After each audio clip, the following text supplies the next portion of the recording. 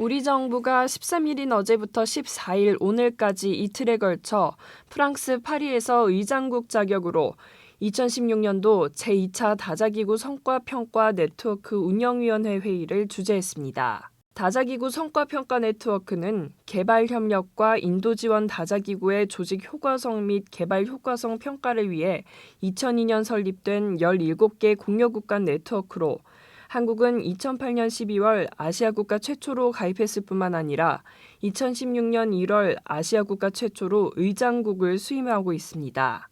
이번 회의에서는 유니세프, 월드뱅크 등 12개 다자기구에 대한 2015년부터 올해까지 2년간 평가 결과보고서 발간 계획이 논의되었습니다. 또한 향후 2년간 다자기구가 평가할 14개 다자기구 선정과 2030 지속가능 개발의제 출범 등 글로벌 개발 협력의 진화에 따른 다자기구의 중장기 전략과 방향 설정 등에 대해 논의했습니다. 다자기구 성과평가 네트워크는 2015년부터 올해까지 2년간 아프리카 개발은행, 미주 개발은행, 세계 백신 면역연합, 국제노동기구, UNDP 등 12개 기구에 대한 평가를 진행했으며 각 기구에 대한 평가 결과 보고서는 2017년 초 홈페이지에서 공개할 예정입니다. 현지 시각으로 지난 10일 유엔이 허리케인 매슈로 큰 피해를 입은 아이티에 최소 1억 2천만 달러 상당의 긴급 구호가 필요하다며 국제사회에 도움을 호소했습니다. 아이티는 전국적으로 210만 명이 피해를 입었는데 이 중 최소 140만 명이 지원이 필요한 것으로 추산됩니다. 17만 5천 명은 대피시설에서 생활하고 있으며 정확한 집계가 되고 있지 않지만 사망자 수 또한 계속해서 늘어나고 있습니다. 뿐만 아니라 홍수로 인해 상수도가 오염되면서 콜레라로 인한 추가 피해 우려 또한 커지고 있는 실정입니다. 반기문 유엔 사무총장은 아이티 이재민들이 도움의 손길을 애타게 기다리고 있는 등 도움이 절실하다며 유엔은 지역 정부와 함께 어느 정도의 지원이 필요한지를 산정 중이라고 밝혔습니다.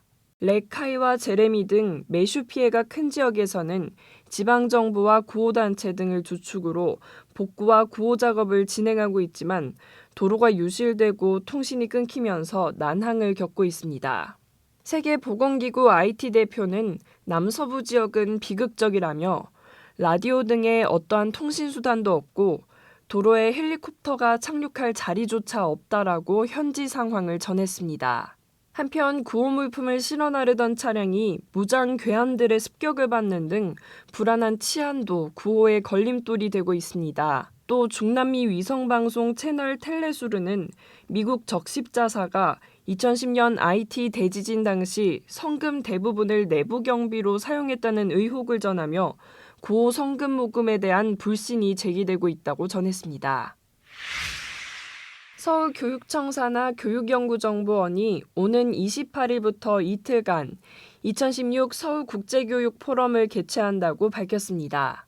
교육 불평등을 넘어 새로운 교육 패러다임을 향하여라는 주제로 개최되는 이번 포럼은 최근 우리나라를 비롯한 전 세계 주요 국가에서 이슈가 되고 있는 교육 불평등에 대해 주제 발표와 토론이 진행됩니다.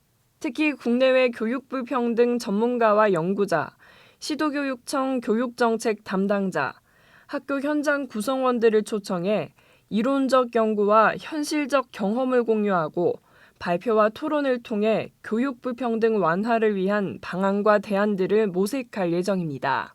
포럼은 총 15개 세션으로 182명의 참가자들이 발표와 토론을 할 예정이며 폐막식은 교육 불평등 해소를 위한 글로벌 교육 네트워크 선언으로 마무리됩니다.